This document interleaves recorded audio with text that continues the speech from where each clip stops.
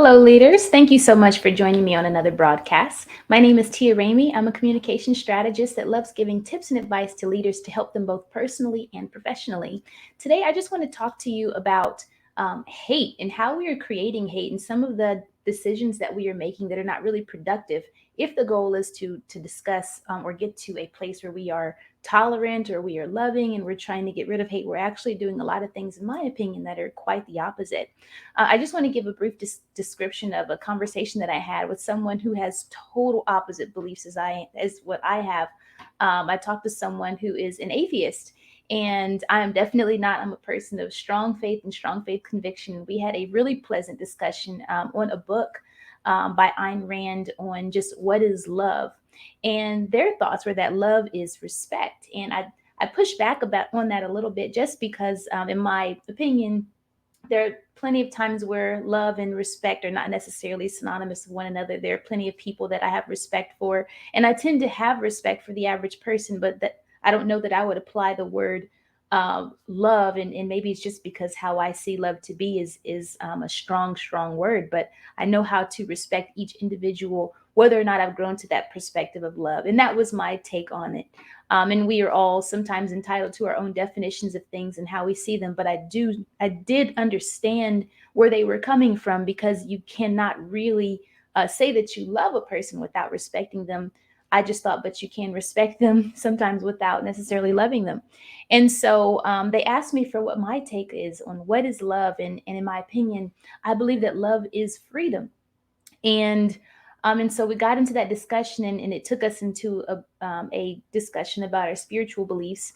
And it was really just to kind of, it was fun to hear, where they were coming from, and for them to hear where I was coming from. And it was just an honor that they even took what I had to say into consideration in their thought process. And I always say that it is an honor just if someone is willing to sit down with you and listen. And we should always be very respectful and appreciative that someone is willing to hear us out, even when they disagree. And that's just a virtue that I strongly believe in. So I appreciated that they were willing to hear my faith beliefs, even though they were not a person who believed in any God or any faith whatsoever. And so I was able to just talk about how I believe that there could be a good God, and bad things can happen to good people just for the sake of that one word, and that is freedom. Because freedom is so important to people. We die for it, we fight for it. We all believe that we're entitled to it. And if you take someone's freedom away, that is the number one way to create a brewing pot of resentment that steams and boils over until it becomes a situation of hate. And I say that to say that when you are, let's just take the case of a family. At some point, your children need to believe that they have the freedom to adopt some of the ideologies that parents are trying to teach and instill. If they feel like it's being forced on them, if it's being beat on them, it's being pounded into them, and they never come into terms with the freedom of whether or not they want to believe what you have to say, it turns into resentment and it turns into hate. We all have to have the freedom to adopt a reality. What is important is that, of course, I always believe that truth is not necessarily subjective. I do believe there is an objective truth, and we all have perspectives of what that truth is. And it's very important for me to say that. And I have to say that because of the simple fact that we all are communicating, so that way we can all sort of suggest or educate one another on what our realities are. And this way we can put these pieces together and find some significance and relevance in how we understand life and truth to be. And I find that if you try to force someone out of that reality before they're ready, you're trying to push them out of what they know life to be before they're ready to take that information in and process it and understand it, then what you do is you end up creating a hateful situation. And there are times where that has to be okay, especially if you're talking about a population of people who are highly abused by another person's reality. But there are times where, when we're sitting down one on one, you especially cannot force people out of what they believe life to be. No more than you would force a baby out of the womb. You wouldn't snatch someone out of a womb. You wouldn't just snatch a butterfly out of its cocoon. Life is a process, and we have to allow people to go through the process of figuring out what is real about life. And we need to lead them on that journey instead of trying to force them out of that journey. Because here's what's important. Though I have an idea of what I believe my reality is, Mine is no more important than anyone else's. And so when we are forcing our realities on other people, we're saying, I'm better than you, I am more important than you, and what you believe life to be and how you think life works is not real. Only what I say is real. And at that point, we really kind of make ourselves into these gods, and try to force that ideology on someone else. And no wonder, people are going to decide whether or not they want to take you in. If they would like to allow themselves the opportunity to take in what it is you have to say and to consider your reality above theirs, they need to, number one, consent to the idea. It is very important that these are consensual topics, which means you need to lead them down that journey. And if you don't want them to hate you for trying to snatch them out of their reality, then it's important that you are learning how to have dialogue that proposes and not imposes. We're doing a lot of imposing ourselves on other people. I hope that's not what I'm doing right now. I don't want to impose what I'm saying, but I am proposing to you that if you want to really fight hate, you have to fight hate with freedom, which means you have to make people feel like they are free to listen to you. They are free to adopt what it is that you're trying to say, that they are free to figure out if they want to even go down a journey with you the way that you are leading them to go. And they have to trust you to do that. So if you need to gain that trust, you really need to build a rapport with these people and build a relationship, build a connection with them. So that way they're not feeling threatened by you. You're not just some person, this foreign entity that's coming into their life, snatching them out of their world and trying to create a whole new world for them before they're ready to go down that journey.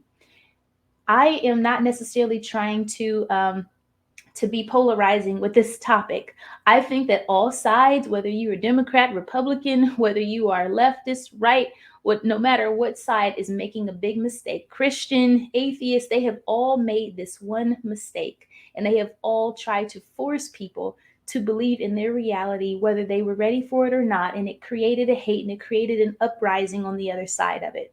We think that we're doing so much good for the sake of love, but the moment you take someone's freedom away to adopt any particular belief, you're literally just preparing yourself for an uprising. We see this in a one-on-one conversation. You come in and you start forcing information on someone, just having one conversation with one person to the next. Then you're preparing yourself for an argument, a battle, a disagreement. So you have got to be willing to build that rapport, gain trust. And how do you do that? You do that by seeking to understand first. So before you begin to propose your ideology, sometimes seek to understand why they believe in what they believe. That's how you build rapport. Ask them questions about their belief system. Ask them questions about their values. Ask them questions where they got that information from. How have they tested this information to make sure that it's real? So if you can listen to them and make sure that you're listening to their side of the story first, where they're coming from, hear their heart. Sometimes it's better to remember, and I say this all the time, to listen through their intentions. And their intent is to connect with you, not to hurt you, instead of listening to their words. And if you can kind of put sometimes their execution aside and really hear their heart, understand why they are where they are, why they believe what they believe, that's how you build rapport. That's how you gain trust. And then you can propose your own belief system. But you've got to make sure you seek to understand. But once you do that, I love to do this thing. I say that truth is about putting our pieces together. So listen to what they have to say. Ask for consent that they are willing to listen to what you have to say. And then see if there's a common denominator between your two belief systems. This way, you're not necessarily listening so that you can put them down, or you're not listening to tell them that they're wrong, or you're not listening to shut them down. You're literally listening to find out, what do we have in common? What priorities do we have in common, so that we can put these pieces together and figure out together what needs to be done that is good for everyone? Because we can't just keep having our realities clashing into each other and then we're fighting for which reality is more relevant. That is how we create hate. Okay, so we have got to do this in a way that gives people freedom to love, freedom to understand, freedom to express themselves, freedom to speak, freedom to introduce themselves to new realities, and also freedom to develop new language, and even just to hear what your language is, so, and you can hear theirs as well, and you can find a pathway to communicate together. This is so important, and I hope that these tips were very helpful for you. But if you want to fight hate with freedom.